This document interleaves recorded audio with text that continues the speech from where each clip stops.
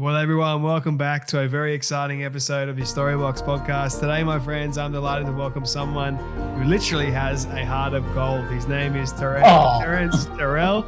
Now, for those of you that don't know who he is, watch the video because for my basketball fans out there, he looks like someone very famous in the basketball world. You'll be able to tell straight away. But for those people that want to know more about Terrence and his life and everything that he's done, he's an Emmy nominated. Emmy Award-winning. I got it. Where is it? It's over there. Emmy Award-winning actor. My bad. No, it's all good. Graded you there, man. No, it's all good. You know, people always, because there's so many people who's nominated for something, so they make sure you got to say I was nominated. So I get it. But I got it. It's over there. Even better, you're an Emmy Award-winning actor. You are also a children's book writer. You've got a new book out at the moment, which is pretty incredible, which I'm delighted to welcome Terrence Terrell to the Storybox podcast today. Thank you for having me. Sorry, man, for butchering your intro. No, you're perfectly fine. I get it because everybody's nominated, but yeah, thank God I won it, so I'm excited. Definitely, man. So tell me about that moment when you actually won the Emmy. What was it like for you? It's still unreal. Yesterday, 2 days ago, the 3rd, I believe. The 3rd. It was the 2nd year anniversary of me winning. And even looking at the video and reposting it for social media, it still feels like a dream. It still feels like it did happen because it was like an outer body experience. You know, because we do so many things as humans, just trying to be human and trying to survive and trying to live out your fantasies and your dreams. But to actually get recognized for your work and your dream, it leaves you speechless because you don't expect that. You know, it's always good to be nominated. But then when you actually win it, you like, oh, I won? So yeah, it's always cool. It's out of body. Did you notice that your life changed much, like what you expected it to change when you won it, or did it sort of remain the same? Well, it changed to the point where I became busier. But it's not busy because I don't want people to think like, oh, once you win an Emmy, you know, or once you win an Oscar, you're done, you win, you keep, you know, now the offers is going to come up. No, I didn't get not one offer. I still have to audition. I still had to, when even Kaylin, who's my manager, she drove me home that night because I literally just got off a plane. I was filming in Atlanta and I came home, that I was up 28 hours during that whole time. So going into almost 30 hours of no sleep or nothing, just exhausted, right? And I'm in the car with her because I didn't go to the after party because I was so tired. I was scared I was going to fall asleep and somebody take my Emmy. But I fell asleep. I was in her car and I was nodding off and she was just like, you know, you have to, and I have the Emmy in my hand, right?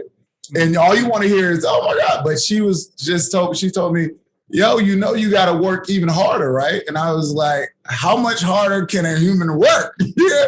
And she said, no, because now people are going to think that you don't think you need to work for stuff. You still have to work harder to show them that you're still an artist. And I was like, okay. And sure enough, right back at it, full throttle. I flew right back, went to filming, got in there at 7 a.m., got on set at 8:30 a.m. after like a 12-hour layover. So that weekend was crazy. Yeah. So it changed my life to the point where I know never take anything for granted, like always, but also it's in the box over there and, you know, thank you, but we got so much more coming. Yeah. I love that mentality, man. It's kind of like you don't feel like you're entitled to get this job because you won an Emmy. It's like, let's continue to work, you know? No, but now when you go into auditions now, you got to show them why you won the Emmy. Like they're waiting. Like I remember after maybe the second audition after I won the Emmy, I remember pulling up and they're like in the cast room like, show me. All right, so you got an Emmy in front of your name. Let me see why you got this Emmy. So that was always interesting. Yeah, it's a whole nother war. So tell me about your idea of like, what does success look like for you now compared to as you're growing up? Oh, wow, that's a good question. Wow. Growing up, of course, success to me was having a big house, money, and buying, it was so funny, buying all the ice cream I wanted. I love it. My mom was so strict on ice cream and candy. I'm like, I can't wait to leave your house. I'm gonna have so much candy and orange soda when I grow up. And you're not invited to my house. So I wouldn't invite her over for after I was like, growing up, just wanting to have so much junk food in the house, and her being so strict, not letting us have so much and having to go to sleep at 7:30 or 8 o'clock. Well, sometimes she used to get gangster and put us in bed by 6:30. And so really our friends will be at the door, knocking on the door like, hey, can they come outside and play? And they're like, stay in the bed. We're like, it's still light outside. But now, after losing my mother, my grandmother, my dad, my grandfather, and being through some real stuff and going through therapy and learning who I was as a person and displaying who I wanted to be compared to just being what everybody wanted me to be. Success to me is just waking up and being happy and working out. And it's so funny because even now I get so excited when I can order DoorDash or I can order food, anything I want, I can order it and not have to think twice. Because at one point, not too long ago, $14 was like, oh my God, am I going to have gas to go to the audition tomorrow or even just go to the gym? But so now it's just a blessing to wake up and smile because you realize with so much life being lost, you realize how valuable life is and you only got one. So you got to do everything you can to live it to its fullest. So that's what success to me is now. That's great, man. How did losing your mother, everybody that was really close to you, how did that sort of shape your identity growing up? After they all, I lost all of them. It made me into a lot of people. I didn't see it because I was outside of me. But by that time, I gained 50 pounds of muscle. I started wearing all black, and you don't know it. But after I started going to therapy, he was just saying like your mind is literally armoring the body for protection. So it became a whole nother beast that came out of me. Now it's not just, oh, let me go to this audition.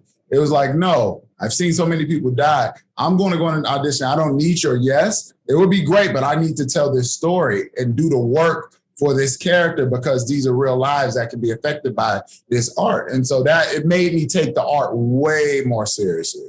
Oh man, when was the moment for you that you realized, hey, hang on a minute, I want to become an actor now? And I believe that I was reading somewhere, I could be wrong, but because you don't trust entirely IMDb and what they have to say. No, because they still say I'm 6'2". Yeah. I'm like 5.5. So it's like it said something around the lines of you used humor to overcome bullying or something like that growing up. Is that any true at all? That's very true. And it's so funny because when I was in school, nobody talked to me. They would make fun of me, right? Because we came from Mississippi to San Diego, so we had these thick country accents. And I remember watching, I forgot the little guy's name. We were like in kindergarten. And I remember watching this little boy. He was the craziest little thing, loud, laughing, talking out of turn, throwing stuff. And everybody loved him. So I was like, okay. When I started to get bullied, I'm like, I'm going to be the class clown because everybody loves a class clown. And of course, my grades suffered and everything else. But then my mom showed up a couple of times unexpected at school and she fixed that real quick. But she was a badass, man. Yeah, I was a wild one. And I was a middle child. So, we got so much to prove outside in the world. Middle children get it the worst. So, yeah, you're the middle child? I'm the middle child, man. I know. I already know. Got to compete with the baby, then you got to compete with the oldest because they don't think you're smart enough, fast enough. Then the baby just gets whatever they want. And you're in the middle like, oh, okay, cool. Yeah, now what? That's how I was feeling sometimes. Although I say this and I joke about it all the time. I say out of my two brothers, my older one and my younger one, I was the planned one. Both of them weren't planned. So I've got that over them. Okay, I wasn't planned, so they have that over me too. Like, you were an accident. I'm like, yo, shut up. Like, what 8-year-old tells a 5-year-old you're an accident? What, you don't even know what an accident is, so shut up. But yeah. Yes. Oh, that's good. That's gold, man. So tell me, Kids are mean. Kids are mean, man. Like, why are they so mean? But one thing I wanted to ask you, man, is so where did your love and your passion come from to become an actor? Being poor. Being poor growing up. I learned to act like we weren't hungry because my mom was a single mom, so we didn't want her to feel bad. But even going to school and being on welfare and everything else, like the first of the month, Bone Thugs and Harmony, it's the first of the month. That's real. Like first of the month, the checks come in, your mom pays the rent, we're able to get more food. So I used to act like I didn't know what welfare was. It was so many things that I used to pretend that wasn't going on.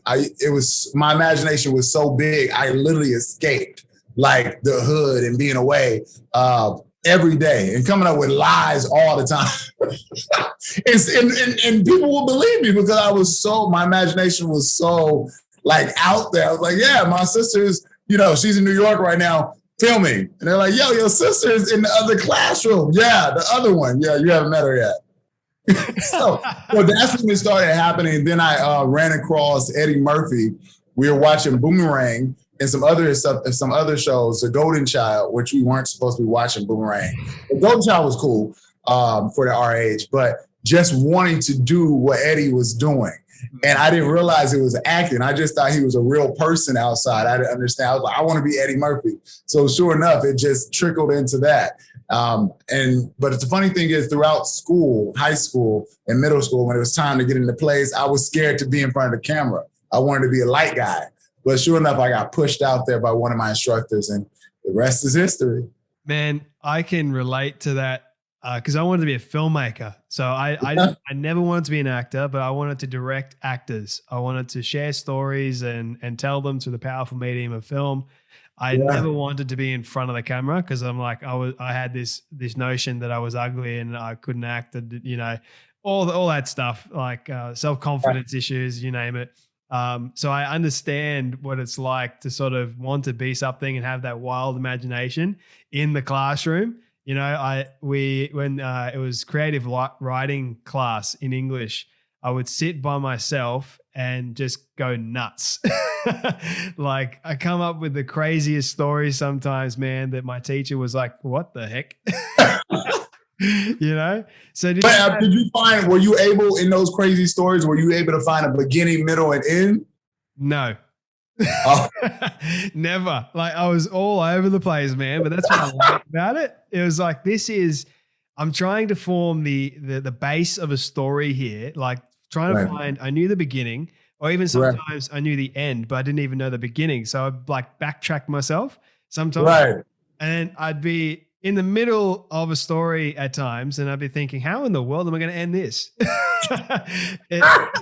That's like the beauty of stories, is sometimes you don't know and other times you're sort of finding your way to it or finding your way through it, really. Right. What do you love the most about stories? The thing I love most, are you talking about like storytelling and acting or just stories? Stories in general, and even we can right? it to storytelling and acting too. What I love about stories is the heart, like really finding something that, and as an actor, we don't always find something that we can relate to right away. Like, people like, it doesn't move me as an artist, but being artists, we're put on this earth to make the material move us and then make it move an audience. You know what I mean? So being a mirror. So I love the realness. I love telling real stories. I love stories that matter. You know what I mean? Like I was a little boy in the hood, single parent. I didn't see that on TV. You always saw the mom and the dad, and I didn't know who my dad was until I was 15. So things couldn't really relate, and I just love the rawness of like some of these stories that are becoming, like they're very raw, they're in your face. So yeah, the realness, and I love a good conflict, you know what I mean? And a good mystery, like a secret. But then in acting, I learned through Diana Castle's class, Imagine Life. The great thing about being an actor, it's always great to perform, but always have a secret, develop like a secret for a character. And it leads into so many different routes and routes. So just love playing, you know what I mean? You just play. So what's your creative process like when you do get a script and you get a story that you love and forming this character in your mind and then actually portraying it on screen? What do you go through? Like, can you share with us what that? Yeah, I looked over there because there's a spot, right? There's a spot in my house, you can't see it, but it's over there. It has the pillows. You have the oil diffuser where lavender's sitting in a pot, and then you have the lavender fuse going. You got a candle over there. So when I get a script, I sit down, I scoot in that little corner in the L shape of the sectional, and I sit there and I just get lost at a point where and usually, and Diana has this amazing technique where now I don't care if the script is 13 pages. I can read it one time and know the words by heart because you get so involved in it. And so it gets kind of scary because even, a script will say, exterior open, and it'll say running through the grass in the sun. It gets so real where I can smell the grass, I can feel the sun. Sometimes if there's water, I can feel water on me. So I get engulfed in the art and just your imagination, because it's so funny when we're kids, we're taught to be real. Don't do this. That's be a real person. Don't use your imagination. You're playing too much. But now as an adult and as an artist, all I get to do is play. So I literally become I become a kid again every time. And then I always like to understand who I am inside of the story, embrace it, and also understand that it's a part of me, it's not outside of me. And that helps because once you start saying oh, he is, it breaks the barrier, right? So now that I know that it's a part of me, whatever I do, the characters do. It's not, Terrence is, no, it's who I am. It's what the character is. Even with Eli on Be Positive, there's some things that I see when I watch it back that I'm like, what the hell is that? But it's who I am through that. So it's like little gateways. So even my walk may be a little different. I may switch a shirt, wear a color that I don't wear, things like that. It's little things that you can do to help you out.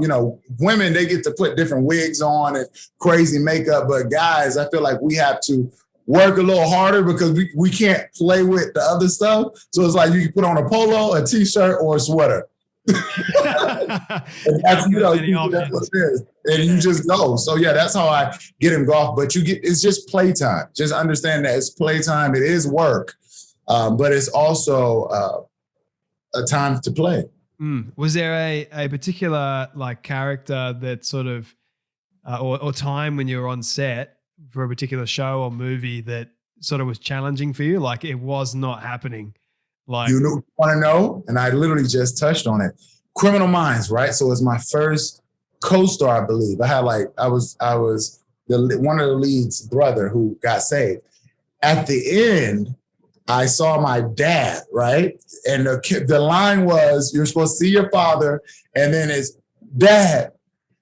It took, I didn't understand because not having a father growing up, I didn't understand how to say dad. It just wouldn't register with it was malfunctioning. And I'm like, it's only one word. It was just literally dad. But it was so confusing to me because it was so outside of my personal, I couldn't relate to, because I was raised by all women. There was hardly any men in my life. So the dad concept really took me out, to the point where I had to think about my little brother because he is a father. So then I was able to pour that into the dad word because it was so foreign to me. Wow, man. That was the only time where it really was I was like, oh shit. So that really took me for a loop. And I'm sure they were like, he can't say dad. It's like they didn't understand what was going on, but you did.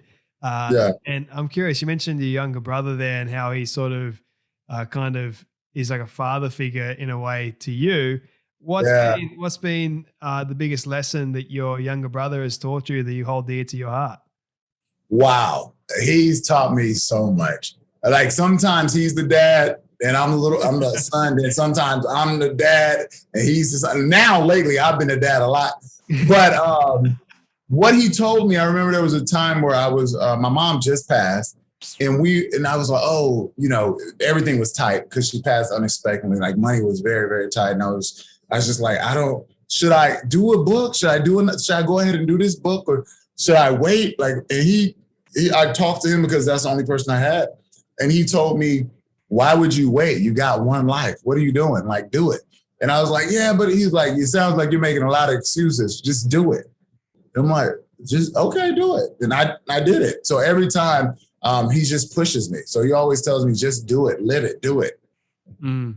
You're also a singer, man. So you're very, very creative. You got all these multifaceted aspects of your life. You've written. That's that middle child shit. We had to do everything on our own. I know it. 100%. Like, I'm the creative one in the family. My older brother and my younger brother, they're not. Like, they're just very analytical, straight down the line. I'm the one that likes to make stuff. Well, you've always been the weirdo, right? Sorry? You've always been the weirdo, right? I've been the weirdo, man. I've been the sort of like one that people kind of like, what the? But me too. I've been, I'm curious, like, you have this new book out at the moment. So can you share why you specifically talk about a certain subject matter in the book, and you made it a kid's book, not an adult book? So I'm keen to hear your thoughts on why you went with a kid version, not the adult version. Right, because, therapy, I went through therapy and I started my first book. It was BLACKY, Be Loving, Adoring, Caring, Kind of Yourself, about a little boy that didn't like his skin color. His name was Skylar. It is basically me. And Criminal Minds, I'll bring that up again. I was on that set. That was the first time I was going to be on national network TV with lines, like talking. And I remember just waiting for them to knock on that trailer door, even the day of work, saying like, oh, we picked the wrong guy. This is the real guy. And going through therapy and everything like that, I was like, something's not registering up here, Terrence. So I started to write, and I'm thinking I'm writing in the journal. And sure enough, when I got done, I was like, oh, this is a kid's book. And every time I do one now, they just come to me. I never planned. So the last book, My Little Black Book, it's about Skylar walking down the street and reintroducing us to Black inventors. And the reason that came up was I'm a head mentor for Miss Tina's Angels and Richard's Warriors, Beyonce's mom and her stepfather. They have an amazing program where we go to inner city school, the KIPP Academy, actually, and we have like 80 students ranging from 8th grade throughout high school. And they were on the phone, Zoom. We usually go every week, but throughout the pandemic, we had to meet on Zoom. So we're on Zoom, and we had to call an emergency meeting because George Floyd, that just happened the day before. So Miss Tina wanted to check in with the babies because all of them are Black, mostly, and Hispanic. So we're on this call, and only 2 boxes right here, but there's like 80 boxes, and you got to move the pages to see more. And the kids were on there crying, losing their mind, like they were afraid. Deasia always sticks out in my head because she screams she's afraid to be Black. Am I going to die because I'm Black? And even though I do so much, I remember getting off that call and I have God babies, Jacob and Jay, and I'm like, I still felt like I needed to do more. So that's when the animation series came up. Not My Little Black Book, but Skin Deep popped in my head, and then My Little Black Book popped up in my head the next day. And just reintroducing these great, amazing African-American inventors, just to show other kids like my God babies and my children, when I have some, that you don't have to wait for anybody to give you a yes. You don't have to wait for anybody to give you permission to be great. And you also don't have to be afraid of your powers, your imagination. That's a power. You don't have to be afraid of your appearance. That's part of your power. So that's how all that stuff came up. And like I said, I can open that book right now and read, and I get paid to know words by heart. I still don't know any of those words throughout any of those 4 books at all, because I know it truly came from somewhere else. The first book I wrote in 45 minutes. Second book, my mom passed, and I wrote that one, Superheroes Every Day for Girl Power. I wrote that like in 30 minutes. And it just comes out. And I wrote the fourth book with Jacob, my little godson. He was on top of my shoulders after he hurt himself in the pool. So I literally just started writing. So it comes from a good place, a real place. And I know it comes from a higher place because I still don't know any of those words. That's powerful, man, because I just finished my first ever book. It's not a kid's book. It's like an actual, like in depth, 200 something pages. And they're like, you're 24, man. Like how much have you got to write about? And I'm like, trust me, it goes deep. It's very real, but I understand what you're talking about there. Like, I don't remember like finishing it, nothing. It's not like when you were in school, right? No. But you knew it was time for the end. And I think, going through the route of a children's book, because we get older and we are stuck in our ways, but if we really sit back and watch children, especially kids coming up, they can teach you so much more about yourselves than you can ever learn about yourself just sitting there picking yourself apart. Like a child would tell you the truth no matter what. Yeah, I used to look after kids. I did after school care, so I know exactly what you mean. Like the amount of lessons that I gained as a result of doing that, one of them was patience. Yes. Oh my goodness. Yes, and they're little humans. You can guide them, but you can't control. You shouldn't want to control them. You should just want to like put the bumpers up to let them know, like keep them safe. But if you just guide them and understand that they're little humans, they're just little small humans. They're not just children. They're just little small humans. And most of the time when these grown-ups grow up, they're angry big kids. You know what I mean? Mm-hmm. Case in point, our last president. Yeah, we can go into that. We won't, but kids are very smart, and they're looking up to the adults for things to learn. And if we are teaching the young kids the wrong sorts of things, the wrong ideas, then what are they going to do? They're going to follow it. They're not going to really question too much about it. They're just going to go along with it. It's kind of like I say, if you want to change a generation, change the kids. And then it forces you to change your mindset too, right? Because even with my god babies, I say that because they're always with me. $100 bill. I remember when I was a child, $20 was like, what? A $5 bill was like, oh my God, I'm rich. I'm richy rich. But now actually letting them know that there's no limit. Like there's no limit to what you can do. $1,000 is cool, but that can go very fast if you don't know how to budget yourself. So just being able to be blessed to be in their lives and show them little lessons so that they can overcome all these boxes that I created for myself. They don't have to worry about that because they've seen bigger and better, and they know what you can achieve if you just put a little focus, imagination, faith, and your mind to it. They know they can have anything they want. 100%, man. I'm curious, like you talk about self-love in your new book. What do you love the most about yourself? What do I love? Wow, you got some good questions. What do I love most about myself? I think my laugh. Like I find humor in some of the craziest things, but my laugh. And usually when I hear it, they'll play something back and I'll hear it. I'm like, what is that? But it makes me laugh because I hear my laugh and I don't hear my laugh until I hear my laugh. You know what I mean? So yeah, my laugh, I think my laugh, especially that real one where my mouth is wide open and I can't breathe. I think I love that the most because everybody laughs around. So yeah. Oh, when your chest is like sort of hurting, like please stop, I'm about to die. Stop. What are you doing? Or your abs are like they're in absolute agony. Yeah, I know. Yeah, that. I think that's probably the best thing I love about myself right now. The laugh. Man. I love it. So do you feel like anything is missing currently in your life?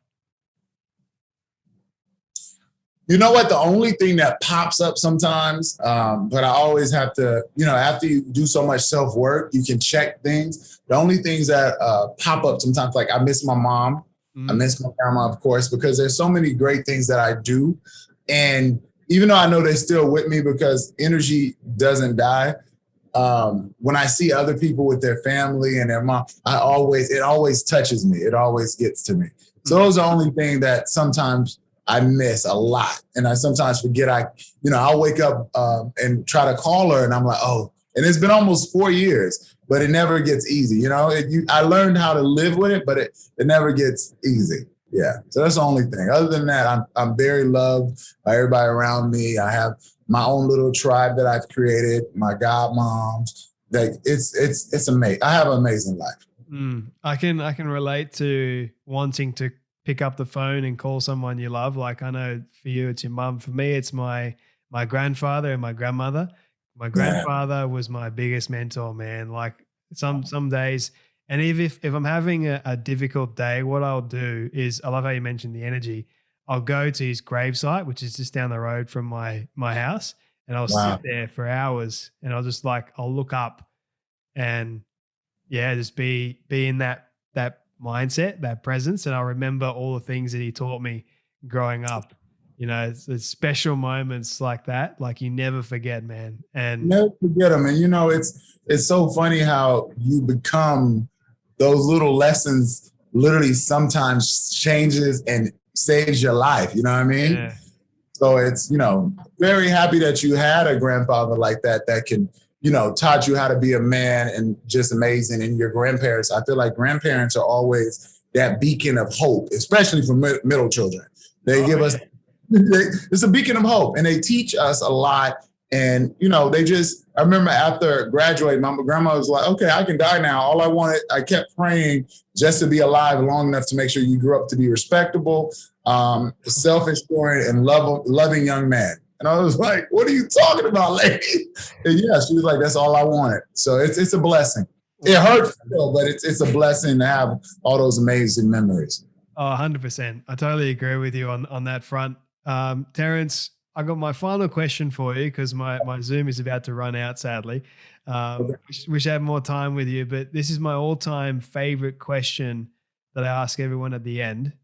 Okay. Let the internet catch up for a second. But I'm like, something's going on in your closet. Yeah, he's back. This technology today. Okay. It's all good. So it's a hypothetical one. So I want you to imagine with me for a moment that you've been able to reach the age of 100. All your friends and your family have decided to put together a film for you of everything you've ever said and everything you've ever done. Don't ask me how in the world they got it all. We'll call it magic for the sake of argument.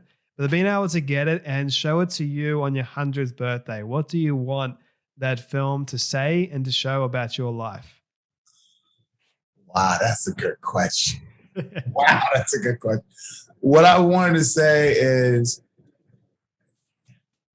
he overcame, when I say he, me, you overcame adversity, you overcame statistics, you overcame all of that without losing the love of life, and without losing loving on others and showing others that they can be great. And you led by example by using your powers on this earth. Yeah. Perfect send-off message, man. Where can people find you, connect with you, and you can find me at I am Terrence T on Instagram, Twitter, and Facebook, and then TerrenceTerrell.com, or at I Crowned Me for all the books, www.icrownedme.com. And yeah, if not, you can just pop up and Google me, and all that stuff is everywhere. That sounds so Hollywood. Google me, but you just type my name in, and it takes you to all the great works that I've been blessed to do. So yeah, you're not hard to find, man. But Terrence Terrell, thank you so much for your story, your wisdom, your advice, everything you're putting out there into the world, and for spending time with me today on the Storybox podcast. And Jay, thank you for being that weird middle child that didn't know the story, the middle or the end, but you still created without anything stopping you. So thank you for doing what you're doing.